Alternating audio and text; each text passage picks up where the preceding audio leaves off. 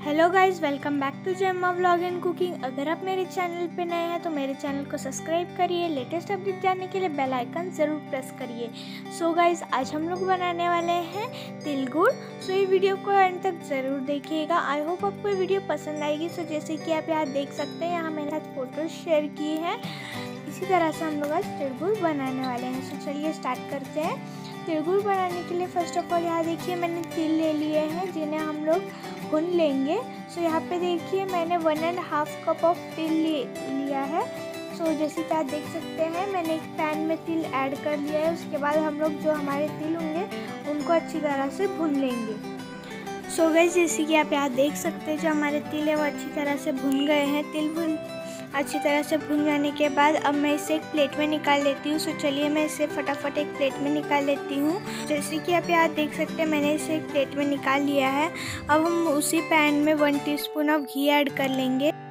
घी add कर लेने के बाद मैंने इसमें 1 कप ऑफ वाटर ऐड कर लिया है। वाटर ऐड कर लेने के बाद ऑलरेडी जो मेरे गुड़ थे वो स्मॉल पीस में मैंने कट कर लिया है और इसमें ऐड कर लिया है। अब हम जो हमारे गुड़ है उसे अच्छी तरह से पका लेंगे जब तक वो पानी में घुल नहीं जाते हैं। सो जैसे कि आप यहाँ देख सकते हैं, गुड़ है वो पानी में घुल रहे हैं।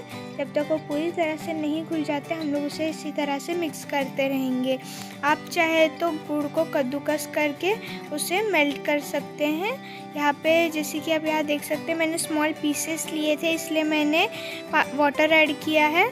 अगर आप गुड़ को कद्दूकस करके मेल्ट कर रहे हैं तो आपको वाटर लेने की ज़रूरत नहीं है। जैसे कि आप यहाँ देख सकते हैं, जो हमारा गुड़ वो अच्छी तरह से मेरा मेल्ट हो गया है वाटर में।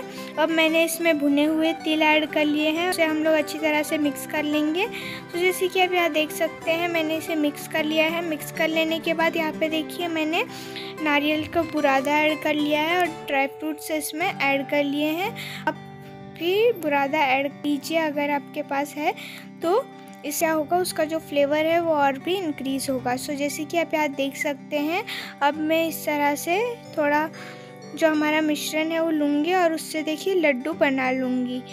और आप देख सकते होंगे जो लड्डू है वो हमारे हाथों में चिपक रहे हैं। जब भी हम लोग जो हमारा दूसरा लड्डू है वो बनाने जाएंगे तो उससे हमें हमारे हाथों में ठंडा पानी लगा लेना है। सो गाइस, चलिए मैं इसी तरह मेरे सभी लड्डू बना देती हूँ। सो जैसे कि आप यहाँ देख सकते हैं मैं किस तरह से बना रही हूँ, आपको भी सेम इसी तरह से इसे बना लेना। देख सकते हैं हमारे लड्डू के कितने अच्छे शेप आ गए हैं। और अगर आपको ये रेसिपी पसंद आई हो तो इसे लाइक ज़रूर करिए। कमेंट करके बताइए कि आपको ये रेसिपी कैसी लगी। Thanks for watching my video.